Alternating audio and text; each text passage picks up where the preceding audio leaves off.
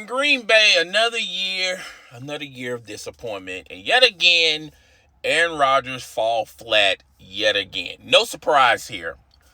And now there's rumors and speculations of a possibility of Aaron bleeping Rodgers, that bad man, is thinking about leaving Green Bay. Now, he has 3 years remaining on his contract with the Green Bay Packers.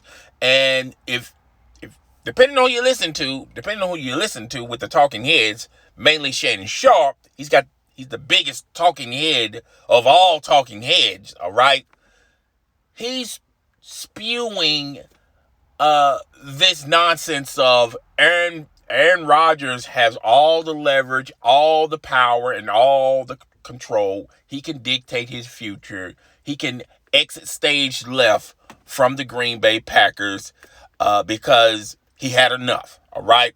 Because if you listen to Shannon Sharpe, which I know a lot of people do listen to Shannon Sharpe, he's already said right out the gate before the season even started how the Packers didn't align Aaron Rodgers with other weapons at his disposal on the offense. But yet, the Packers had a better record this year than they had the previous year, okay? And they were a game away from going into the Super Bowl. And if you listen to what Shannon Sharpe says, okay, why did they draft a quarterback? Why did they move up to get a quarterback that really could not help the Packers this year? And to that I say this, apparently Shannon Sharpe and others out there don't know how Green Bay operates, okay? Apparently Shannon Sharpe, as well as Aaron bleeping Rodgers, that bad man, seems to have amnesia when it comes to history, all right? Do anyone remember how Aaron Rodgers even got to become the Green Bay Packers quarterback? How that, okay? He pretty much failed during the draft, and the Green Bay Packers picked up Aaron Rodgers, I believe it was late in the first round, and he didn't get on the field until 3 years after that. And by that time, they had Brett Favre, okay? So I wonder if Shannon Sharpe and others like them were saying when Brett Favre was the quarterback of the Green Bay Packers, why would they draft Aaron Rodgers? I mean, clearly that pick is not going to help Brett Favre future with the Green Bay Packers, because the Green Bay Packers, they're not on the outside looking in. They knew Brett Favre. Eventually, his talent was going to be, he was getting older, same way like Aaron Rodgers, and you might as well make a decision and find a replacement now than later. All right? So they drafted Aaron Rodgers, and 3 years after that, the rest was history. Aaron Rodgers have won a Super Bowl since then, and that's ancient history because he just seems to not be able to put himself in position to win Super Bowls now. All right? That's how Aaron Rodgers is a quarterback of the Green Bay Packers, because everyone else didn't believe in him. He fell in the draft, and he fell into the laps of the Green Bay Packers, okay? Fast forward to today. The Packers saw Aaron Rodgers' replacement.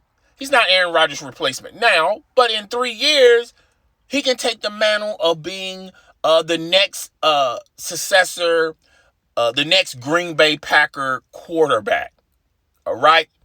Just like they did with Aaron Rodgers when Brett Favre was quarterback. I mean, this is their MO, all right? So now, let's get into Shannon Sharpe. You listen to anything what Shannon Sharpe and the blind witnesses tell you on social media and on these Talking Head Sports Network shows. And a lot of people, they're running with this narrative on YouTube. They're taking this narrative and placing it on YouTube, talking about, Aaron Rodgers have all the flexibility. He has all the capability. He has all the power. He has all the leverage, even though he's signed to Green Bay for 3 years. And he can dictate if he wants to exit stage left from the Packers. And then yesterday, there's a report that he wants more money from the Green Bay Packers. He's going to be making almost $40 million next year, folks. But he's the same individual saying, well, why don't they just get talent around me? Well, in order to get talent around you, you have to have money and flexibility to do that. There's a reason why Tom Brady has won more Super Bowls than Aaron bleeping Rodgers, all right? Because they had a system in place in New England where, we have to have flexibility, cap flexibility to add certain key players in certain positions during their tenure as far as them getting to Super Bowls and winning Super Bowls, all right? And if you look at Tom Brady, he left New England, went to Tampa Bay, and at that time, the Tampa Bay Buccaneers were the Succaneers. Yeah, do anyone remember the Tampa Bay Buccaneers a year ago, 2 years ago, 3 years ago? They were the Succaneers, all right? They couldn't do anything right, right? They had Jameis Winston as their quarterback, all right? The Succaneers. And Tom Brady's supposed to be this old, delusional quarterback that doesn't have an arm. That's what Shannon Sharp tells you guys. He doesn't have an arm. He's too old. They figured out a blueprint on how to dismantle Tom Brady. But it seems like every year Tom Brady's name is always in the thought process as far as Super Bowls. But everyone figured out Tom Brady. Yeah. Okay. He's still winning. He's still appearing in Super Bowls. And Aaron Rodgers has yet to sniff a Super Bowl after winning a Super Bowl many moons ago. All right. So Aaron Rodgers has power. He has flexibility. Oh, he can dictate his future. He can go to the LA Rams if he wants to. He can go to the 49ers. The 49ers would love to have Aaron Rodgers. Here's what Aaron Rodgers is in a nutshell, okay? Talking about figuring out the blueprint on how to dismantle Tom Brady. People have already read the book, sold the book, sent out the book on how to dismantle Aaron Rodgers. All you need to do is get a lead on Aaron Rodgers, and he's going to fold quicker than press close. He's going to fold because Aaron Rodgers, he's a front runner. He's the James Harden of the NFL. Oh, he does all this spectacular stuff in the regular season, but when it really matters the most, when you have to play through moments, he struggles. Okay? And he's good at that. He's also good at deflecting. Now, he also made a statement in the interview talking about, if the coach would allow me to make some plays. Well, Aaron, you're Aaron freaking Rodgers. Okay? Discount double check guy. Okay? Mr. MVP, Mr. Super Bowl. You mean to tell me you couldn't, if you feel like a play wasn't going to give you what you want, you can't do what Brett Favre did with the Green Bay Packers? He just said, no, we're not doing that. We're going to do this. Oh, Aaron Rodgers don't want, why Aaron Rodgers hasn't done that lately?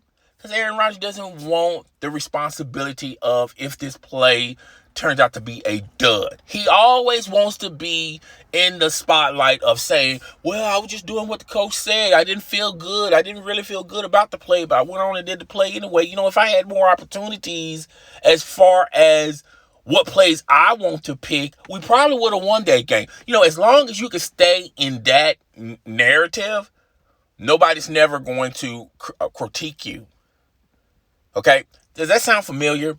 Hate to go back to LeBron James, but LeBron James is pretty much built the same way.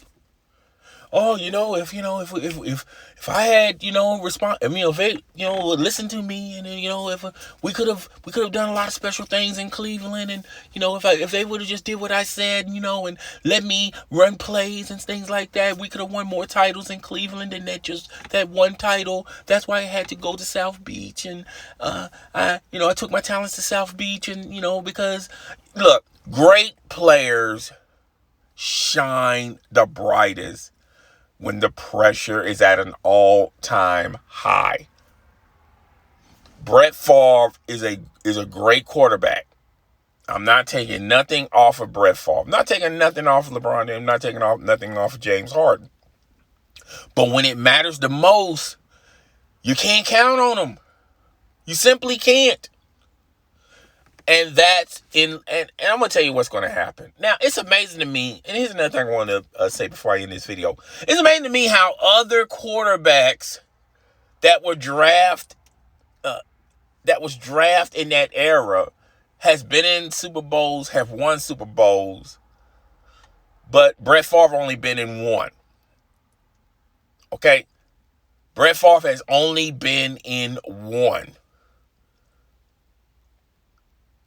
Makes you know, the Tom Brady's of the world, the Patrick and if they would have, even, let's just say hypothetically, Aaron Rodgers and them would have won that game against Tom Brady, and you went to the Super Bowl, he would have to face the Kansas City Chiefs. You think Aaron Rodgers was going to beat that team when they can easily score 14, 21 points in the first quarter?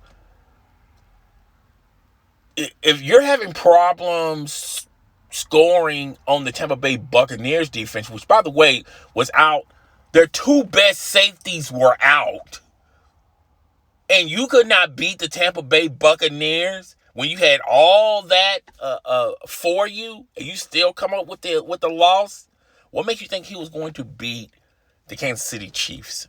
Just throwing that out there.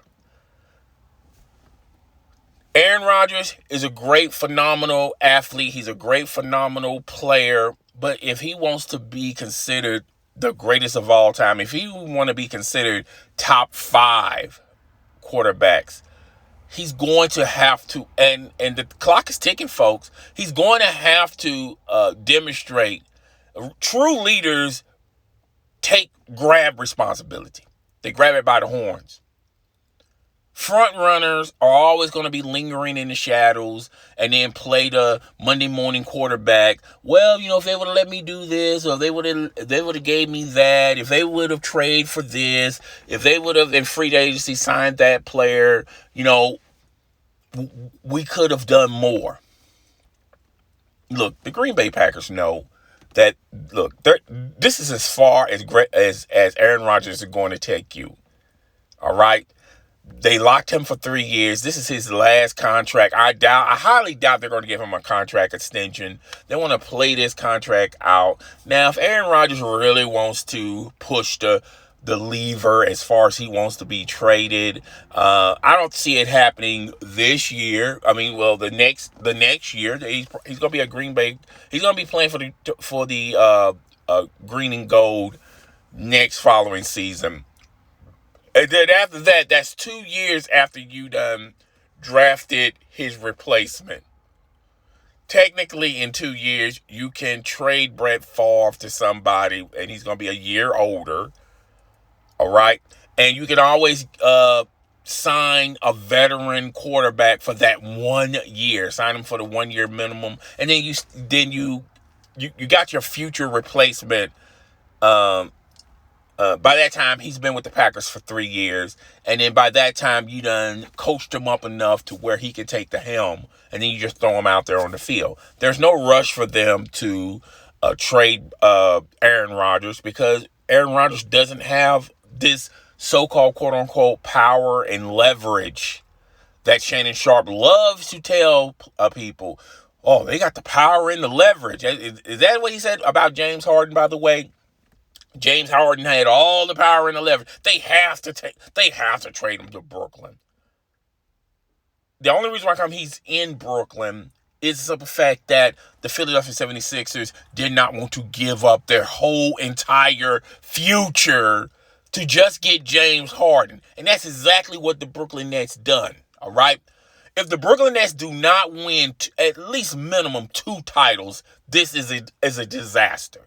Because when those players get older, when Kevin Durant gets older, when Kyrie Irving is done, when he's done, or he's probably going to retire early and say, you know what, I'm tired of basketball. And when James Harden starts to get a lot of get older himself, when they start, when the end is nearing, and those players are not the same players that they once were when they got those players, the Brooklyn Nets will never sniff a playoff appearance for, I say, at least for the next 10 to 20 years. And is it worth it? If you only got one, it probably is worth it if you manage to get one title. But if they're not in the news for at least going into the playoffs, then the Battle of New York's Brooklyn and the New York Knickerbockers, and then by that time the New York Knickerbockers will probably get better. Well, they'll be in a better position, a better light. So yeah, that's all I got about Aaron bleeping Rodgers, and I promise you guys I was going to do a video on Shannon Sharpe. I haven't had the time yet. He's been pretty good the past couple of shows, other than yesterday. Reality set in on Shannon Sharpe, particularly when he lost the bet with Skip, and I don't even like Skip Bayless myself, but it is what it is. I'm done. I'll talk to you guys later. Deuces.